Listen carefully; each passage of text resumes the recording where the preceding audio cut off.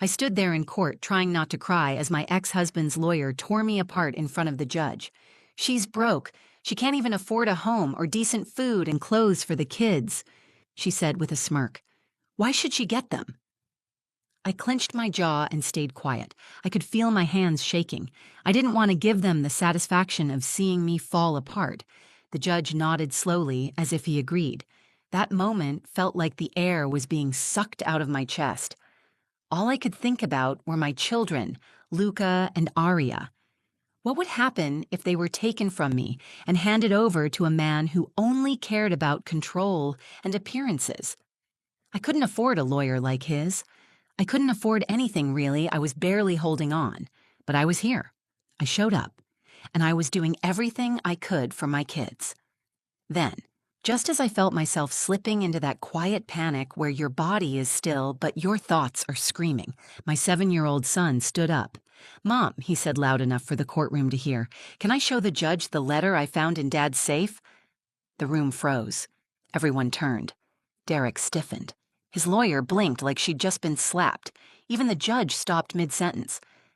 I didn't know what letter Luca meant. My heart pounded. He had never said anything about a letter, but I nodded.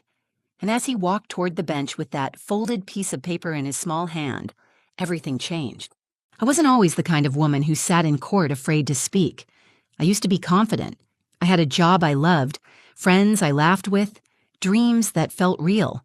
But when I married Derek, things changed slowly, and then all at once. He wasn't always cruel. In the beginning, he was charming, generous, and convincing. He told me I didn't need to work. He said I should stay home, raise the kids, and let him handle the money. "You've done enough," he said once. "You deserve rest." I didn't realize what I was giving up when I agreed. My independence, my voice, my safety net. I became invisible in my own life. After our daughter Aria was born, Derek started changing. He was always tired, always critical. Every dollar I spent was questioned. If I bought diapers without checking the sale price first, I got silence for hours.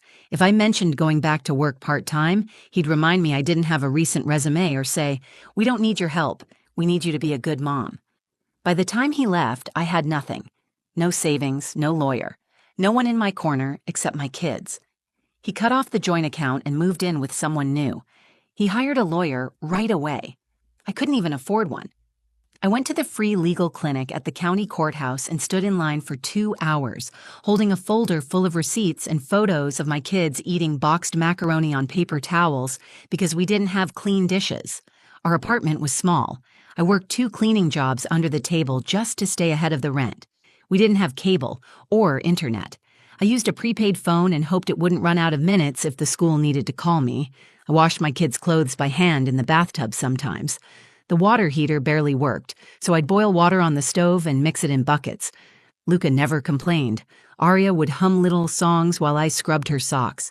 I didn't tell anyone how bad it got, not even my mother. I was too ashamed. She'd warned me about Derek years ago, said he looked at people like they were transactions. But I was too in love back then to listen. When the court date came, I was terrified. Derek had filed for full custody, claimed I was unfit. He said I was unstable, poor, unable to provide a good life. His lawyer was brutal. They brought spreadsheets and photos of his beautiful home. They wore expensive suits and smiled like everything was already decided. I walked into the courtroom with a borrowed dress, a hand-me-down blazer, and a plastic folder with school records, attendance sheets, and a letter from our landlord confirming I'd never missed a payment. I knew it wasn't enough, but I had to try. For Luca. For Aria. That morning, Luca held my hand as we walked up the courthouse steps. "Is it going to be okay?" he asked. I smiled, but it felt thin. "Yes, baby, it's going to be okay." But I wasn't sure. I wasn't sure of anything. All I knew was that I loved my kids. I knew what it was like to go without and still put them first. I knew what it felt like to cry quietly in the bathroom after bedtime so they wouldn't see. I knew how hard I worked to make their little world feel safe when everything around us was shaking. Inside the courtroom, I sat straight and still. I watched Derek avoid eye contact. I listened as his lawyer listed off everything I didn't have: money, stable housing, reliable transportation. She said, Her son wears secondhand shoes with holes. Her daughter's teacher says she sometimes skips breakfast. This isn't neglect. This is poverty. And poverty isn't a crime, but it is a risk. I wanted to scream. I wanted to ask, where were you when I was skipping dinner to make sure there was enough cereal left? Where were you when I was selling my wedding ring to buy coats for the winter? But I stayed silent. I had learned that in court, anger doesn't look like strength. It looks like instability. The judge nodded slowly as if every accusation made perfect sense. My heart sank, and just when I felt like I might not make it through the rest of the hearing, I felt that little tug on my sleeve. Luca, my sweet, brave boy. He looked up at me with wide eyes and whispered, "Mom, can I say something to the judge?" The courtroom felt colder the second Derek's lawyer began to speak. Carla Dean walked with the confidence of someone who had done this 100 times and expected to win again. She stood tall, her voice loud and clipped, as she laid out her version of my life, one stripped of truth, one meant to humiliate. She has no stable employment. She receives inconsistent financial assistance. Her apartment is temporary housing. The children deserve better than a mother who can barely feed them. I didn't look at Derek. I didn't need to. I could already picture his face. Blank, relaxed, watching this unfold like he had nothing to do with it, as if my financial ruin wasn't carefully orchestrated by him. He was the one who drained our joint account days before leaving. He was the one who refused to help with bills unless it made him look good in front of his parents. But none of that mattered in that room. The only thing the judge had in front of him were the spreadsheets and photos from Derek's side, pictures of his pristine house, the fully stocked fridge, the private school brochures. Carla flipped through her documents with a quiet rhythm, pulling out my bank statements. She held them up like they were dirty laundry. "Your Honor, as you can see, my client provides a secure, consistent environment. The children have their own rooms, regular meals, a nanny. Meanwhile, Ms. Moreau has no documented income, no verified employer. She's behind on utilities and was issued a warning for late rent in February. This is not a safe or stable situation for two young children." I felt my face flush. She didn't mention the fact that I had picked up every job I could, often cleaning houses for cash because formal work wasn't an option with 2 kids and no childcare. She didn't mention that the rent notice was resolved within days, or that I'd sold everything valuable I had to keep food in the fridge. The judge didn't speak right away. He leaned back, looking down at the papers like they confirmed what he already believed, that I was trying. But trying wasn't enough. I wanted to defend myself, to explain everything, but I also knew how that would look. I had been warned not to interrupt, not to sound defensive, not to cry too much or appear too cold. So I sat there, silent, embarrassed, burning with shame and frustration. My fingers dug into the edge of my seat. I kept my eyes on the kids sitting quietly beside me. Arya was drawing on a piece of scratch paper with a dull crayon. Luca was watching Derek with narrowed eyes. Then Carla said the sentence that cut deeper than any insult she had thrown so far. Why should she get the children if she can't even afford to care for them? It echoed in my mind. Why should I get them? I held back the tears that were pressing behind my eyes. I knew my reality wasn't impressive on paper. I didn't have new clothes for them. I couldn't afford fancy lunches or ballet classes. But I was there every night. I was the one who brushed their hair, checked for monsters under their beds, and stayed up late hand-sewing patches into their jackets because I couldn't afford new ones. None of that mattered to the court. Only numbers did. Numbers I didn't have. The judge looked at me, his eyes heavy with doubt. He opened his mouth as if he was about to speak when I felt it, that small tug on my arm again. "Luca." He whispered, "Mom, can I show the judge the letter I found in Dad's safe?" At first, I didn't understand. What letter? I stared at him, confused, until he pulled a folded paper from his coat pocket and held it up. My stomach turned. I didn't know what it was, but something in Derek's posture shifted. He sat up straighter. Carla's eyes locked on the paper. "Luca, what is that?" I asked softly. He didn't answer me. He looked at the judge. "Can I give this to you?" he asked. The judge looked surprised but nodded. "Bring it here." Luca stepped forward, small and steady, walked past the row of polished suits and wide eyes, and handed the letter to the judge with both hands. The room fell into a strange, heavy silence. I could see Derek start to sweat. Carla turned to him, whispering something quickly, her confidence faltering for the first time. The judge unfolded the paper. I watched his eyes move across the words. His expression changed slowly. Confusion, then realization, then something sharper. He looked up, directly at Derek. "Mr. Moreau," he said, "would you like to explain this?" The moment the judge spoke those words, the temperature in the courtroom seemed to shift. Derek's eyes widened. He opened his mouth but said nothing. Carla leaned toward him quickly, whispering again, but this time her voice carried a thread of urgency. Whatever was written on that piece of paper, it had shaken something loose. I leaned forward, my heart hammering, trying to read the judge's face. He held the letter in both hands and looked down at it again, his brow furrowed. Then he read it aloud. To Derek Moreau, from L. Becker, CPA. Subject, Strategic Financial Shielding, Divorce Prep. Then he paused, glancing at the courtroom, then back at Derek. "This is a financial strategy letter, dated 3 months before your divorce was filed. It details instructions for opening offshore accounts, transferring assets to shell LLCs, and minimizing reported income in order to influence custody and support proceedings. It includes the line, quote, 'Keep primary custody if possible, but at minimum ensure she has little ground for legal appeal by appearing financially stable and morally sound.'" He stopped reading. The silence in the courtroom wasn't just quiet, it was suffocating. Every eye was now on Derek. Even Carla looked stunned. She turned her head slowly toward him, whispering something that sounded like, "Is this real?" I didn't move. I couldn't. I was frozen between disbelief and a kind of quiet rage that had no outlet. I had suspected things. I knew Derek was strategic, cold when it came to money, and ruthless when it came to getting what he wanted. But to see it in writing, to hear a judge read it out loud in front of my children, was something I never imagined. The judge lowered the letter and placed it neatly on the bench in front of him.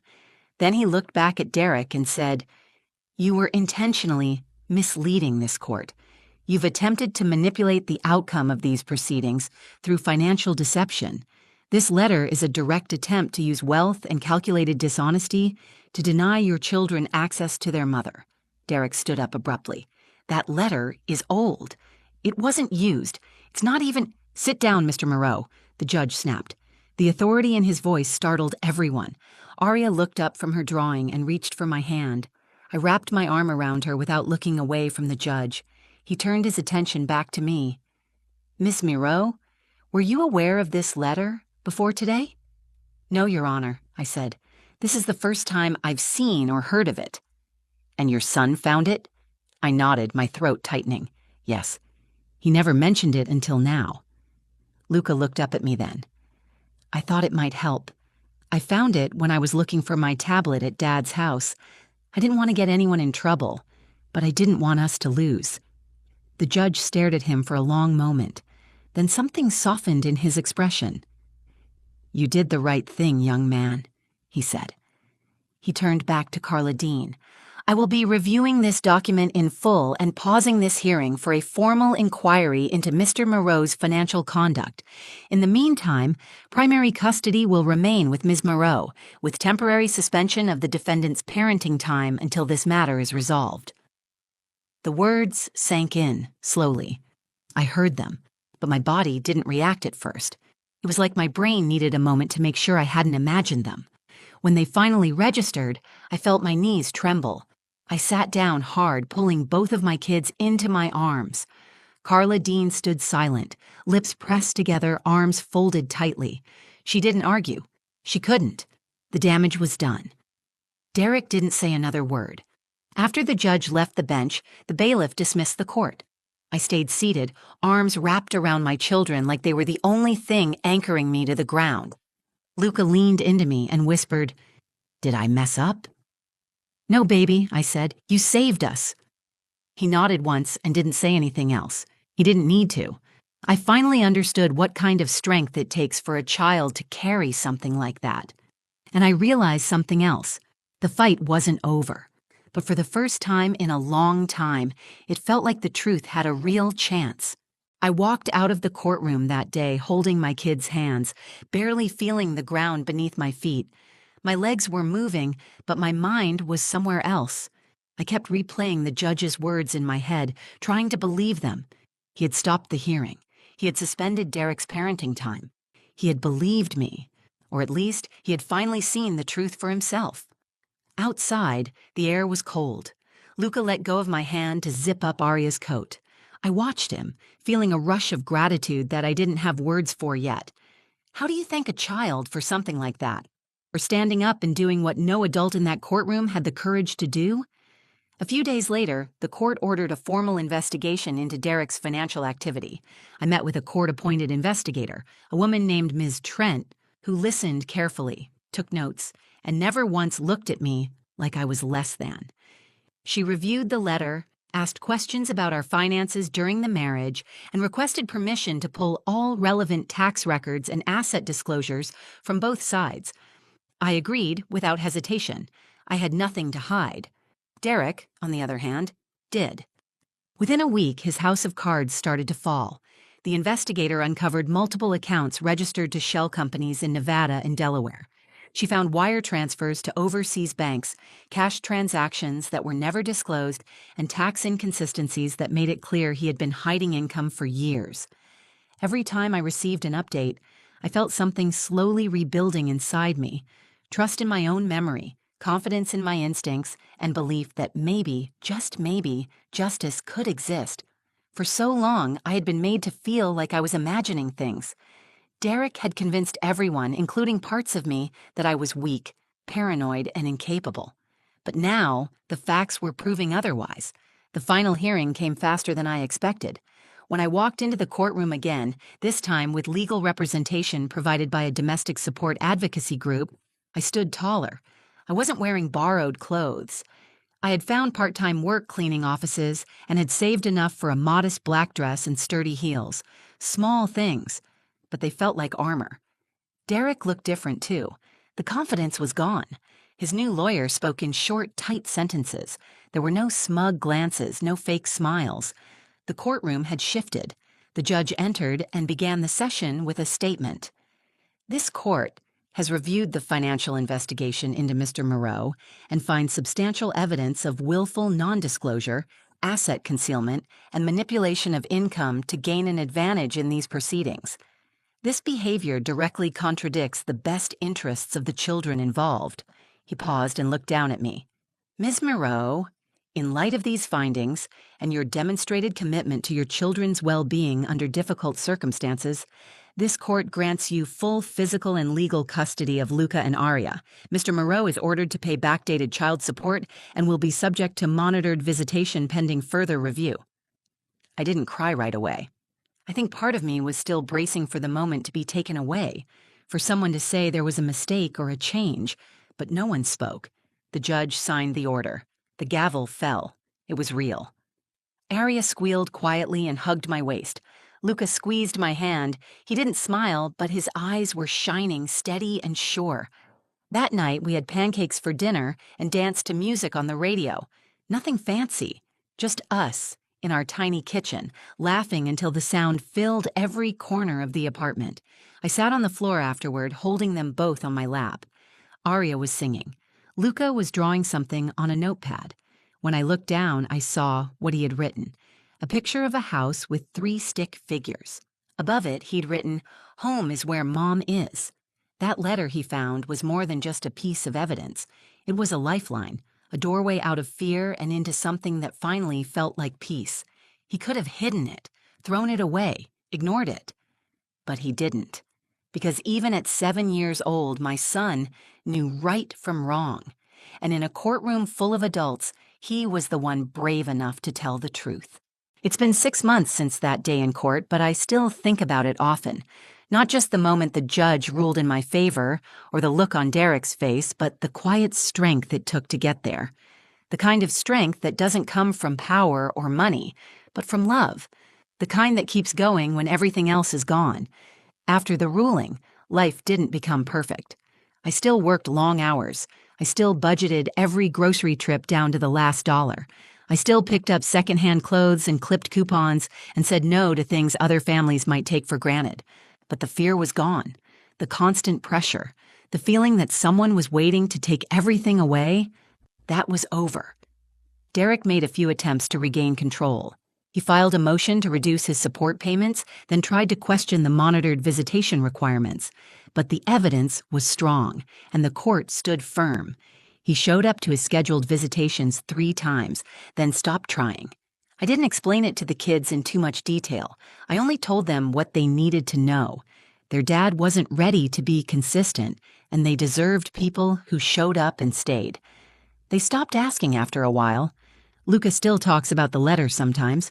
One evening, we were sitting on the couch, and he asked, "Was I in trouble for taking it?" I shook my head and looked him in the eye. "No, baby, you were brave. You told the truth when it mattered most." He nodded like he understood and leaned his head on my shoulder. That moment reminded me of how easily children carry burdens we don't even see. He had carried that piece of paper for weeks. He had waited for the right time to speak. He had chosen justice when no one asked him to. I started going to counseling. At first, it felt strange to talk about everything out loud, to hear myself admit just how bad it had been. But healing needs air. The more I spoke, the more I realized how much I had internalized. The shame, the guilt, the lie that being poor meant I was failing my children, that I had to prove my worth by looking okay instead of just being honest about how hard it was. My counselor helped me see something I hadn't before. I wasn't weak for struggling. I was strong for surviving, strong for keeping a roof over our heads, for showing up to court without a lawyer, for putting my children first every single day. One weekend, I found a part-time office job that offered benefits. It wasn't glamorous, but it was steady. I took it. I bought a laptop so I could take evening classes online and work toward a certification in bookkeeping. It was something I had always been good at, but never believed I could turn into a real career.